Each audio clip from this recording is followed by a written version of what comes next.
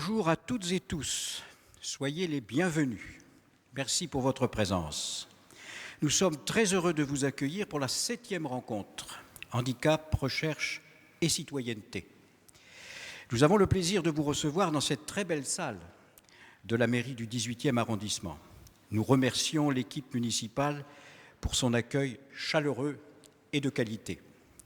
Depuis sa création, le principal objectif de la Fondation est de rapprocher le monde de la recherche et celui du terrain dans le champ du handicap. Nous œuvrons au développement d'une recherche qui réponde aux besoins identifiés sur le terrain. Nous soutenons des recherches appliquées collaboratives et innovantes qu'il convient de conforter. Nous veillons à une diffusion des résultats qui permettent une réelle appropriation des connaissances produites par les acteurs de terrain au moyen de formats et d'un langage adapté. Les acteurs de terrain, ce sont les personnes en situation de handicap, évidemment, leurs proches, les professionnels qui les accompagnent, ainsi que les acteurs associatifs et ceux du secteur ordinaire, confrontés aux questions en lien avec le handicap sous toutes ses formes. Après plus de 10 ans d'expérience dans le champ de la recherche appliquée sur le handicap, en travaillant aux côtés des chercheurs, des acteurs de terrain, ainsi que de nos partenaires issus du secteur de l'économie, notamment sociale et solidaire, nous sommes d'autant plus convaincus des liens solides qui peuvent et doivent se tisser entre le monde de la recherche et celui du terrain. La recherche appliquée sur le handicap, avec un caractère pluridisciplinaire, permet de faire émerger des solutions et des réponses concrètes face aux difficultés rencontrées au quotidien par les personnes en situation de handicap. Elle puise sa source au plus près des besoins exprimés par les acteurs de terrain, ce qui permet d'y apporter des réponses concrètes.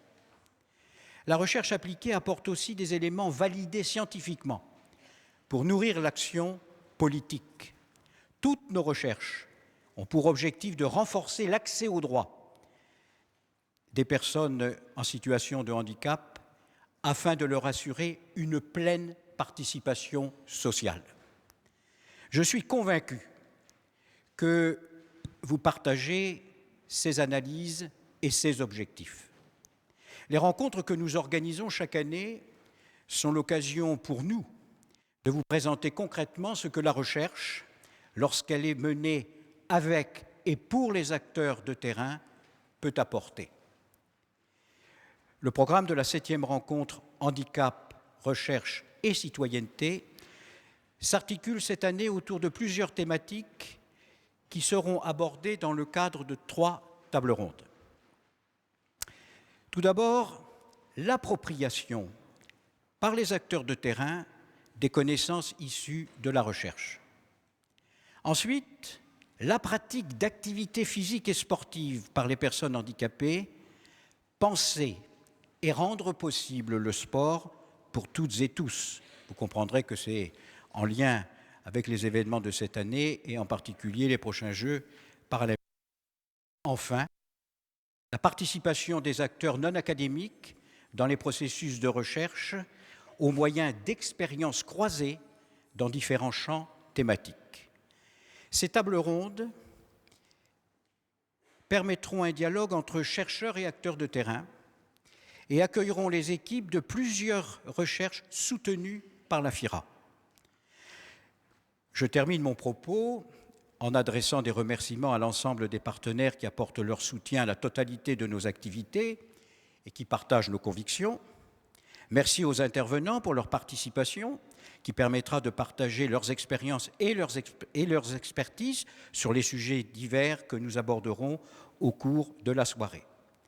Enfin, merci à l'équipe technique de la FIRA, à ses administrateurs et à son comité éthique et scientifique. d'excuser le président du collège de nos amis, Jean-Manuel Cupiec, qui n'était pas disponible pour se joindre à nous. En tout état de cause, bonne soirée.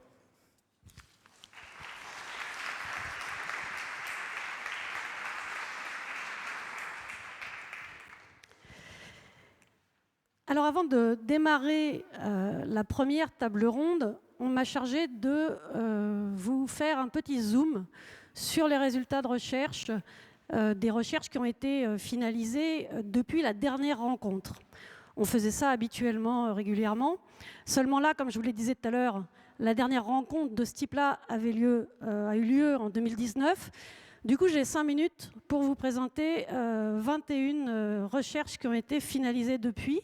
Autant vous dire que soit je vous fais un catalogue, soit je fais autre chose. Donc évidemment, j'ai pris l'option de vous faire autre chose. Ce que je vais essayer de faire, c'est de vous convaincre, en tout cas de vous donner envie d'aller sur le site de la FIRA et de regarder vous-même les résultats de recherche, quelles étaient les recherches qui ont été soutenues par la FIRA et les partenaires de la FIRA. Et je vais essayer de vous donner envie de ça, tout d'abord en vous précisant, et c'était déjà ce que vient de dire Patrick Goé, il y a l'importance du transfert de connaissances. C'est très important pour la FIRA, mais je pense que c'est important pour chacune d'entre vous. Et l'idée d'aller voir ce qui se fait ailleurs, l'idée d'aller voir les résultats de recherche, c'est de devenir vous-même aussi des vecteurs du transfert de connaissances. C'est que vous puissiez vous approprier aussi ces résultats de recherche. Alors pour celles et ceux qui ne sont pas très à l'aise avec ce que c'est que le transfert de connaissances, nous, à la FIRA, on se dit que c'est effectivement tout ce qui va permettre de connaître et de faire connaître les activités de recherche et les résultats de recherche. Et donc ça implique de démarrer par la production, c'est-à-dire les recherches et produire des résultats, adapter ces résultats si besoin, les diffuser, évidemment, c'est une étape extrêmement importante, et puis ensuite s'assurer qu'ils ont été bien reçus, que les personnes vont s'approprier ces résultats et qu'ils vont être utilisés. Et ça, c'est le Graal pour nous, c'est quand les résultats de recherche sont utilisés. Et allez voir ce qui a été fait, ça va vous permettre non plus de croire, de pressentir certaines choses, mais d'avoir des résultats scientifiques qui vous démontrent qu'il y a des choses extrêmement intéressantes. Et ça va vous permettre effectivement de passer du croire au savoir et de pouvoir aussi devenir vous-même des vecteurs de transfert en disant voilà, on a démontré qu'il s'est passé ça et je le sais. Ensuite, le deuxième point, c'est qu'il y a beaucoup de recherches extrêmement différentes et donc des sources d'inspiration extrêmement intéressantes. Vous avez une recherche, par exemple, qui parle même du Salvador, de comment rendre visibles des personnes handicapées et leurs proches qui sont invisibles. Vous avez une recherche qui se passe en Ouganda, qui s'appelle Ubuntu Bulamu, qui veut dire, pour les personnes de la salle qui ne parlent pas le Ganda, qui est une des langues de l'Ouganda, qui veut dire l'humanité est vivante. Et pourquoi je vous en parle? Parce que, ok, ça se passe en Ouganda, mais c'est extrêmement intéressant de voir comment eux ont regardé qu'est-ce qui pouvait favoriser l'inclusion scolaire des personnes handicapées dans les pays à faible revenu. Donc voilà, tout va être source d'inspiration au-delà de la recherche spécifique dont on parle. Vous pouvez par exemple pressentir que si vous mettez des enfants en situation de handicap avec d'autres enfants handicapés ou non handicapés, ça va être plus ou moins facile. Et bien la recherche EPIL, ils ont été étudiés. Qu'est-ce qui va entraver ou favoriser les liens entre ces enfants? Comment ils vont socialiser? Et ça va vous donner des billes, quel que soit le champ dans lequel vous travaillez, pour peut-être avoir envie de faire d'autres recherches. Il y a tout type de handicaps qui sont concernés et ça c'est aussi un des points forts de la FIRA, c'est que vous allez pouvoir trouver des choses extrêmement intéressantes qui concernent la sociabilisation des enfants autistes, qui concernent l'accès au travail quand on se fait reconnaître en tant que travailleur handicapé. Si vous êtes intéressé par les troubles psychiques, il y a une étude sur comment résister aux stigmates, aux pratiques stigmatisantes en recherche en santé mentale.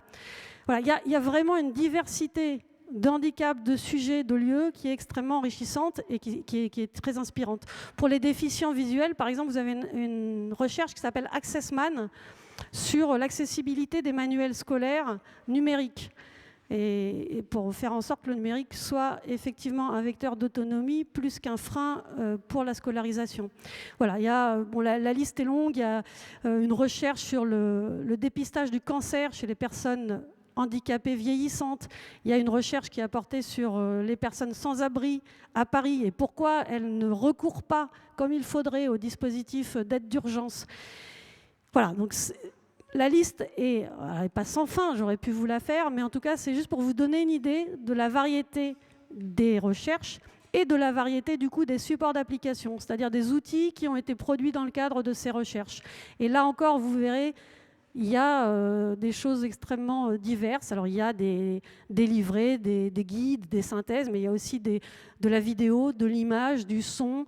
Il y a des glossaires, il y a même un glossaire dans lequel vous apprenez ce qu'est l'effet Mathieu. Voilà, moi je ne connaissais pas, c'est dérivé de la parabole de l'évangile selon saint Matthieu, j'imagine, qui explique comment effectivement on va toujours avoir tendance à donner davantage à ceux qui ont beaucoup et à donner moins à ceux qui ont moins.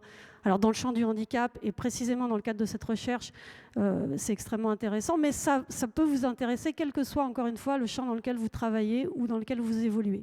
Voilà, donc il y a tout un tas de supports d'application que vous pouvez découvrir, qui sont très intéressants et qui vont être inspirants pour vous dans le cadre d'autres recherches, si vous êtes chercheur, chercheuse, ou si vous êtes des institutions, si vous êtes des financeurs. Ça peut vous permettre aussi de donner des idées à d'autres et de dire tiens, va voir ce qui se fait sur le site de la FIRA, ça va effectivement donner des envies et des idées. Vous avez d'ailleurs dans les petites pochettes qui vous ont été remises une liste de quelques-unes de ces recherches que vous pouvez comme ça aller voir et commencer par regarder peut-être celle-là, mais sinon sur fira.org vous avez un peu tout ça. Et puis un dernier mot, puisque je vous parlais des supports d'application, de ces résultats de recherche. Et j'ai aperçu Florence Delorière de la FISAF dans la salle. Et ça me fait penser à Édouard Gentaz, qui était là au 41e congrès scientifique qui a eu lieu en décembre de la FISAF. Et il est professeur en psychologie du développement à l'Université de Genève. Et lui, il explique très bien comment aussi c'est quand vous avez des résultats de recherche, eh ben, l'implémentation, c'est compliqué parce qu'à grande échelle, on va perdre une part des effets significatifs de la recherche.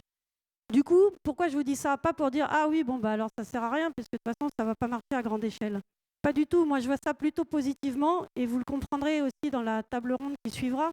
C'est que ça